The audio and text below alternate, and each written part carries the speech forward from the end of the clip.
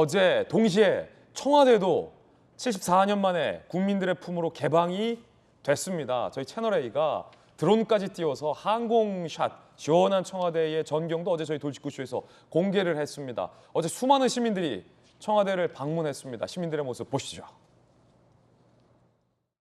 청와대 문 개방.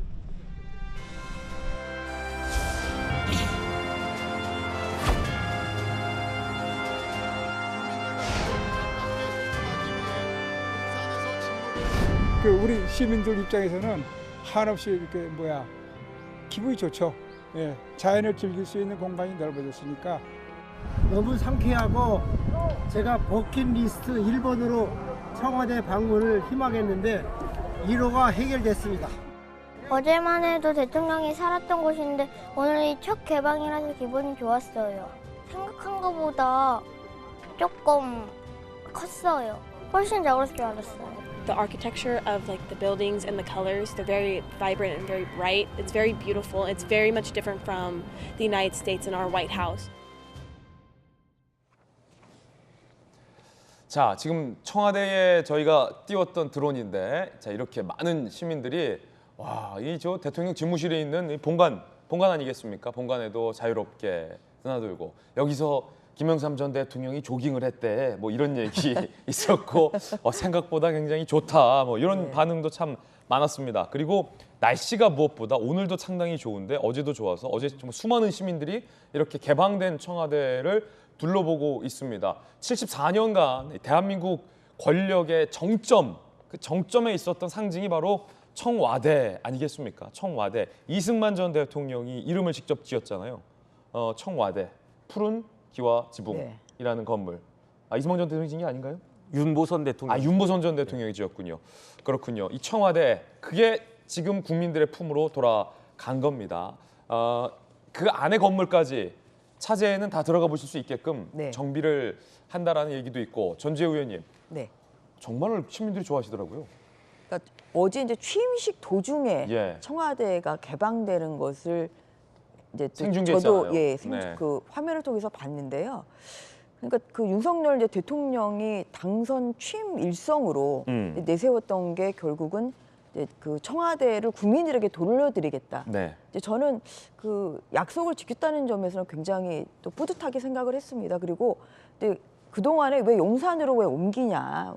청와대 이게 이제 이전 비용이나 아니면 여러 가지가 사실 매끄럽게 되지 않았고, 이제 그런 것 때문에 또 국민들 중에서는 또 반대하는 그런 분들도 있었습니다만, 그러니까 어제 이제 그 청와대에 여러 국민들이 그렇게 자유롭게 또 방문하고 개방되는 모습을 보면서 정말 이게 저는 국민 주권 시대다, 이러한 생각을 가졌고요. 국민 주권 시대다. 네, 그리고 이렇게 잘 또 저도 청와대를 가본 적은 없습니다만. 잠깐만요. 아니, 전주혜 의원이 청와대 못 가봤어요 아직? 그렇죠. 제가 갈 일이 없었죠, 청와대를. 그랬군요. 네, 만약에 뭐 청와대에서 그냥 계속 직무를 보셨으면 대통령이 뭐 앞으로 갈 기회가 있었을 수 있습니다만, 지금 뭐 용산으로 옮기셨기 때문에 그 온라인으로 그 사이트 들어가서 그래서 저도 신청해서 가보려고 합니다. 주민번호 넣고 전주혜 전화번호 넣고 하면 돼요. 네, 그래서 좀 그렇게 국민들에게 잘 또 굉장히 조경이 잘 돼 있다 뭐 이런 얘기를 또 하고, 어제 그 언론을 통해서도 이제 그런 모습을 보니까 진짜 국민들에게 뭐 이러한 좋은 모습을 보이는 것이 결국은 국민 주권 시대의 대통령의 행보 아닌가, 이제 저는 그런 생각이 들었어요. 그리고 또 하나는 사실 대통령이 왜 그렇게 청와대보다는 청와대를 나오겠다고 했느냐. 사실 이건 이제 소통의 문제라는 말씀을 제가 여러 번 드렸습니다만, 이게 어제 가보신 국민들도 진짜 여기가 구중궁궐이구나 이런 생각을 했다는 거거든요. 그래서 그 대통령이 최고의 권력자가 되면 결국 구중궁궐에 쌓여서, 그래서 국민들과의 이 소통이 어떻게 단절이 되면서 또 국민들부터 멀어지고, 뭐 대통령의 눈과 귀가 가려지는 뭐 이러한 또 사태까지 일어날 수가 있기 때문에, 그런 면에서 저는 어제의 그 모습을 보면서 윤석열 대통령이 정말 청와대를 떠나서 청와대를 국민들에게 돌려드리고 용산에서 국민들과 소통하면서 그렇게 직무를 보는 것이 국민 소통을 더욱더 이어나갈 수 있는 그런 가구 역할을 하겠구나, 저는 그런 생각을 해봤습니다. 김진 앵커가 추천하는 또 하나의 코스는 이 청와대 안의 경내도 한번 둘러보시고 그 뒤에 북악산 등산 코스와 연계가 지금 너무 잘 되어 네네. 있습니다. 그래서 거듭 말씀드리지만 이 청와대 뒤편으로 해서 쭉 부암동까지 가서 돌고래 바위를 넘어서 김신주 루트까지 네. 쭉 한번 가보시면 너무 좋습니다. 한 1시간 10분 정도 이렇게 쭉 가시면은 완만한 길도 있고 경사로도 있는데 정비가 잘 돼 있으니까 아, 이 북한이 이 길로 이렇게 넘어왔구나. 바로 청와대 뒤구나. 아, 네. 그런 걸 좀 생생하게 보실 수 있고 이 민간인들에게 개방이 안 된 구역도 최근에 개방된 구역도 있으니까 자연 그대로의 모습 아마 느끼실 수 있을 것 같습니다. 청와대가 개방이 되면서 또 하나 달라진 점이 있습니다. 지도 2장을 제가 준비했는데 함께 보시죠. 자, 청와대가 국민에게 공개되기 전의 지도. 여러분들이 보실 때 왼편. 공개가 되고 나서 지도가 오른편. 다르죠? 공개 전에는 이 국가 가장 민감한 기구이기 때문에 지도에서 일부러 공개를 안 해놨습니다. 청와대 건물들을.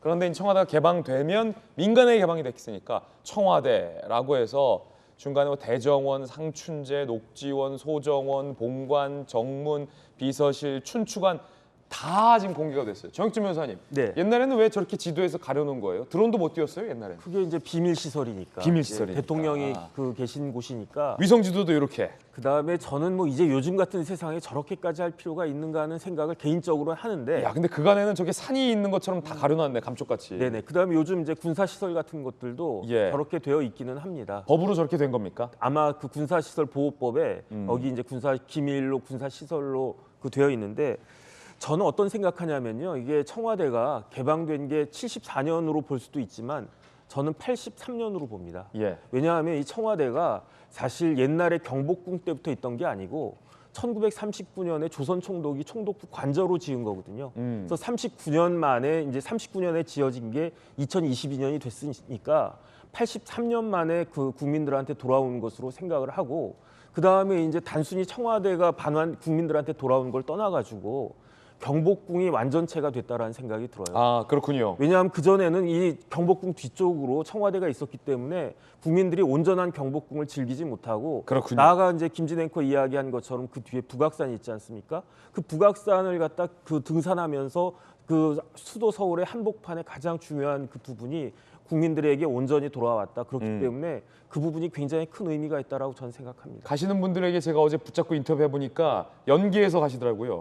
경복궁, 청와대, 북악산까지 하나의 어떤 서울의 어떤 관광 코스 굉장히 명소가 될 것 같다는 느낌도 듭니다. 전윤기 의원님. 네. 참 이게 수천만 원의 그 이전 비용을 들어가면서 용산으로 가는 것이 이제 국민들과의 약속을 지키기 위해서 그랬다라는 것에 대해서는 어느 정도 동의할 수 있습니다만 저는 비판을 하지 않을 수가 없습니다. 지금 국방부 이전 문제가 굉장히 혼잡한 상황이고요.